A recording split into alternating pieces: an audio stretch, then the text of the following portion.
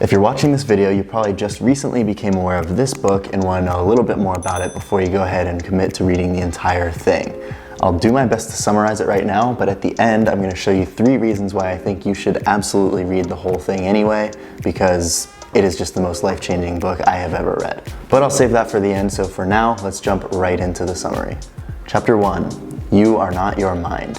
Many of us spend too much of our time either regretting the past or worrying about the future, and instead we should be focused on the now because that's the only moment there really is. If you really think about it, nothing ever happened in the past or the future, it only happened in a certain present moment. So when you're thinking about the past or the future, you're using your mind, which is okay every once in a while, but we tend to overuse it and we identify with it. So the key here, as the chapter says, you are not your mind, is to disidentify from the thinking mind. Instead, you are the observer of your thoughts. You are basically like a blank canvas on which these thoughts can be painted. If it's not making much sense yet, it will make a little bit more sense later because this stuff is really hard to wrap your head around, especially the first time you're hearing it. So how exactly can we disidentify from the thinking mind? There's actually a chapter later in the book dedicated to that, but for now, the most obvious one is meditation. You can become present by just focusing on all the minute details of all the mundane things around you. Basically it could be your breathing, just the sensation in your body, the sounds that you're hearing, things that you normally wouldn't pick up on.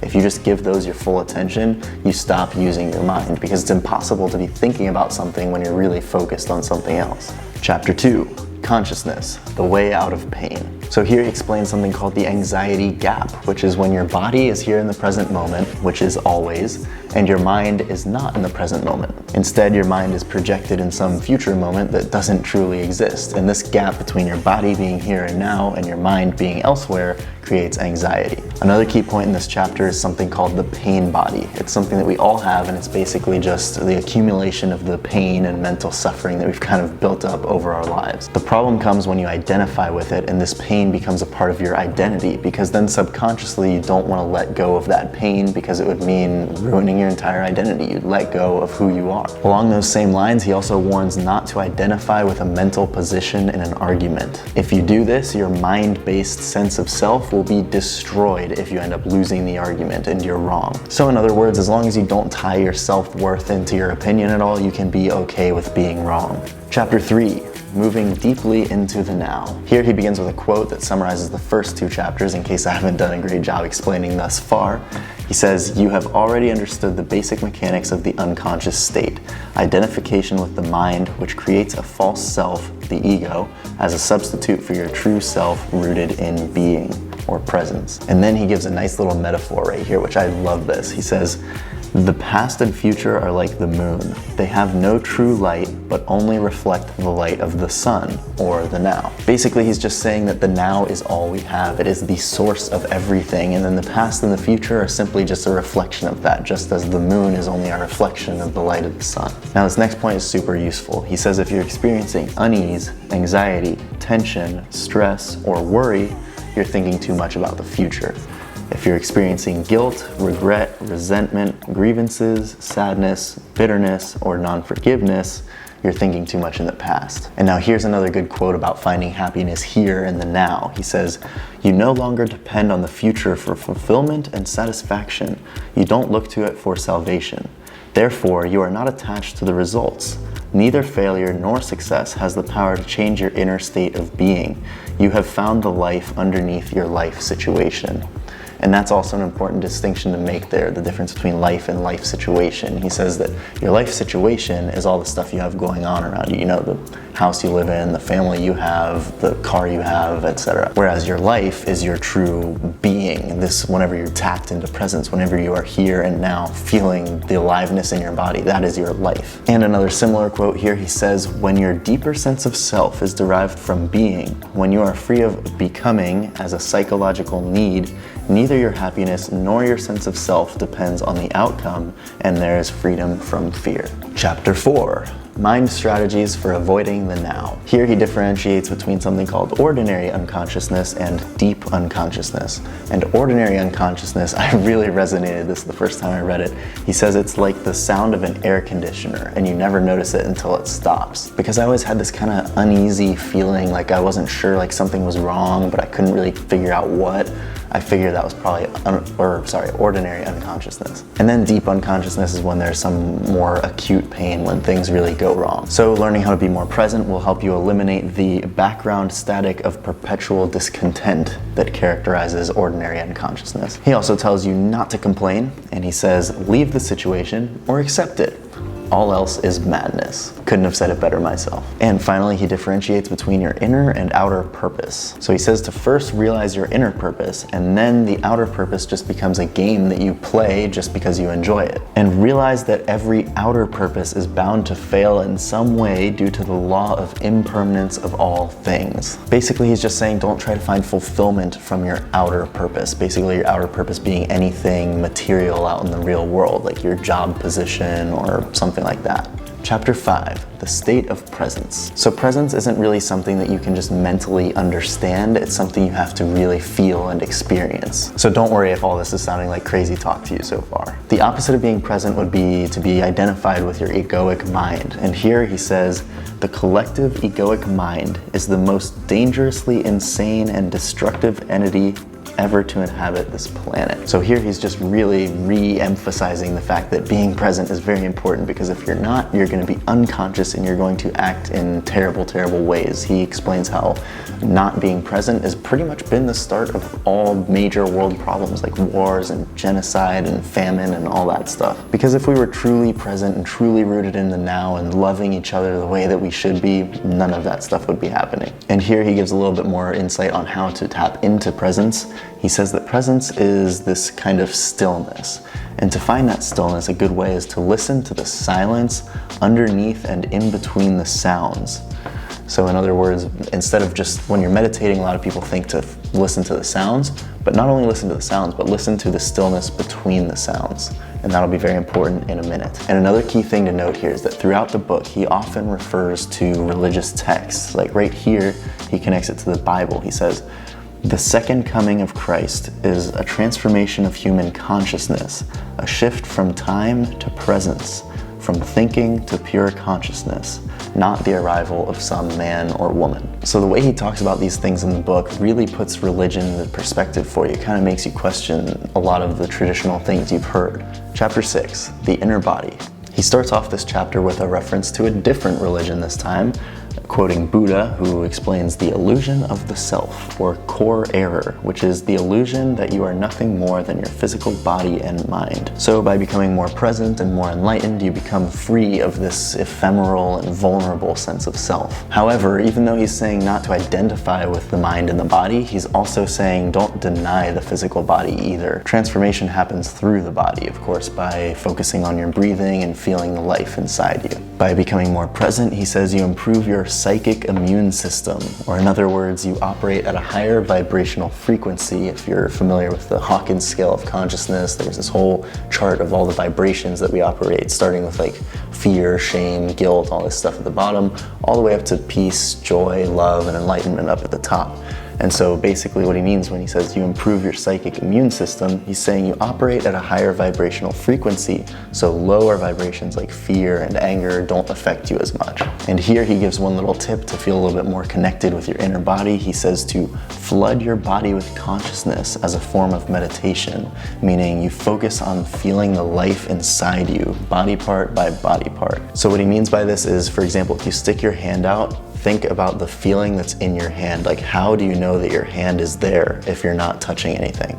Chapter 7, portals into the unmanifested. So hopefully this provides a major clarification. So just as sound cannot exist without silence, objects cannot exist without empty space.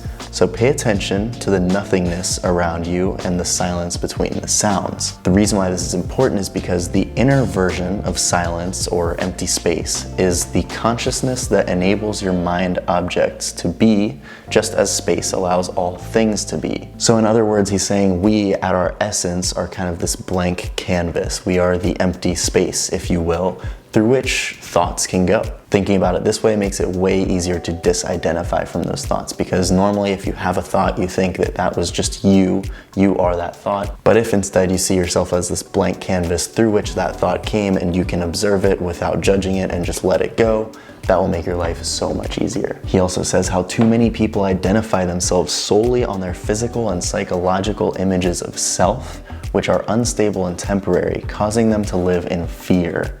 Anything real is unaffected by any external event. Basically, he's calling your ass out for being fake. I'm just kidding. What he's saying is we have this false sense of self that is based on, for example, what job we have, or what car we drive, or what political party we're affiliated with, or whatever the case may be. And those things are all form in one way or another, which means they're impermanent. Something could happen to them. We could lose that job or crash that car or whatever. And if it makes you feel any better, he says, if there were no illusion, there would be no enlightenment. So in other words, the world of form and material things is all kind of a distraction out there that is just there so that you can transcend it. Chapter 8, Enlightened Relationships. So here he dives into the meaning of love, and he says, true love has no opposite, which would be hate, in the form of attacks and emotional violence and other things like that, which are actually pretty common in many romantic relationships. He also says that deriving your sense of self from the other person is clearly dangerous. That should go without saying. And he also says that it can be hard for a normal person to live with a fully present person because the ego feeds on problems, meaning that the peaceful person is a threat. The ego-driven person will debate trivial issues to disrupt the peace, or continually refer to past incidents to pull them out of the present, because just as darkness cannot survive near the light, the ego cannot survive near the present. However, even if in a relationship one person becomes more enlightened than the other or whatever, it's okay, because at least that enlightened person learns to stop judging, criticizing, and trying to change the other person. And they also end up disrupting otherwise endless cycles like debates that never reach a conclusion. He also says that the greatest obstacles to enlightenment for men tend to be their thinking mind, and for women it tends to be the pain body in general. And lastly, he says to give up the relationship with yourself in order to become enlightened. You don't love or hate yourself or whatever, you are yourself. Chapter 9, Beyond Happiness and Unhappiness, there is peace. So it is what it is. It's neither good nor bad. I talk about this concept all the time. In fact, it's kind of like the story of the Taoist farmer, which I just did a video on a couple weeks ago. And so here he distinguishes between peace and happiness. You have to remember that they're different, because he says you can't be happy when a loved one dies, but you can be at peace by not resisting it and instead accepting it for what it is. And again, he explains how everything on earth is impermanent and comes in cycles, which is another reason not to attach your self-worth or your happiness to external forms. And here's another great analogy. I absolutely love this one. He says that you should be like a deep lake. The surface of the lake is your life situation, which is sometimes calm, sometimes rough, and affected by the environment. Deep down, however, the lake is always undisturbed. And lastly, he says being enlightened changes the world because any unenlightened behaviors that happen around you aren't reacted to, breaking the karmic cycle of action and reaction. You become the light of the world and give off good vibes. I made that part up.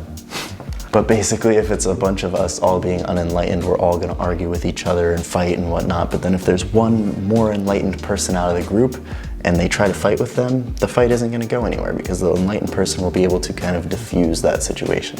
And last but not least, chapter 10, the meaning of surrender. So what is the meaning of surrender? Basically, it's just going with the flow of life and not resisting it. So when some people hear about going with the flow and everything, they think, but what about planning? Planning is super important, right? Well, yes, it actually is. Eckhart says, it may well be that planning is the one thing you can do now. So that's kind of the loophole to this whole presence thing, if you think about it. If you're planning the future deliberately in this moment, you're trying to make sure that your future goes pretty well, that's fine. The problem comes when we overthink and we make these mental movies about, oh, what could happen in this scenario, and that scenario, and that scenario. And once you start overthinking that, that's when it's a problem. So basically, unconscious resistance is the enemy. And by simply becoming aware of it, you bring it into consciousness, and that is the beginning of the end of it. Again, he says here, when you don't like your life situation, change what you can control and accept what you can't. And one last little quote here, he says, "You attract and manifest whatever corresponds to your inner state." This pretty much goes straight into the law of attraction type of thinking. If you can keep yourself at a higher vibration, you will then attract more of that good abundance type of energy into your life. And this last point I'm going to make here is huge from an empathy perspective. You must see mind identification as an illness that most people have with varying degrees. That way you'll never resent them,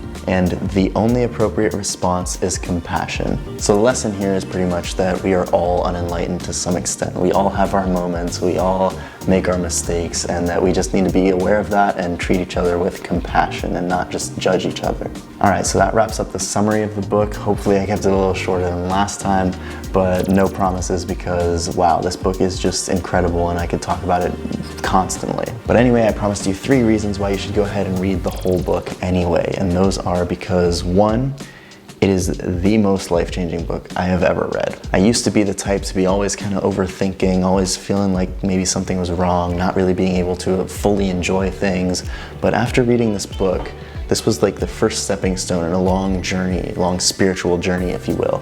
And now I'm so much more grateful for things, and I can really find the satisfaction and enjoyment in just about everything in life. Reason number 2 why you should read this book is because literally just the act of reading it, those like, let's say 15, 30 minutes that you sit there reading it, it makes you feel really good. I've felt this way, other people that have read it have felt this way. Literally, it's like a form of meditation, just reading this book. And if you do that, I recommend that you read it in small chunks, maybe 15 or 30 minutes a day or something like that, because then you can just read a little bit, learn, see how it applies in your life, in the real world, go back, read, learn again. It kind of reinforces what you saw, and then you go see it in the real world and it reinforces what you read, and it's just a great cycle. And the last reason I think you should read this book is because the whole thing is written in a question and answer format with a theoretical person, I guess, asking questions to Eckhart and him responding. And the reason why this is so useful is because throughout this summer, you've probably had so many questions pop up in your head because this stuff is really hard to wrap your head around. But most likely, whatever question you had is probably in here, and so is the answer. So with that being said, that wraps up this video. So if you made it to this point, I really appreciate you, and I hope you go out and read this book because it is so life-changing. But anyway, if you like this video, go ahead and like, comment, subscribe, do what you gotta do, and I will see you in the next video. Peace.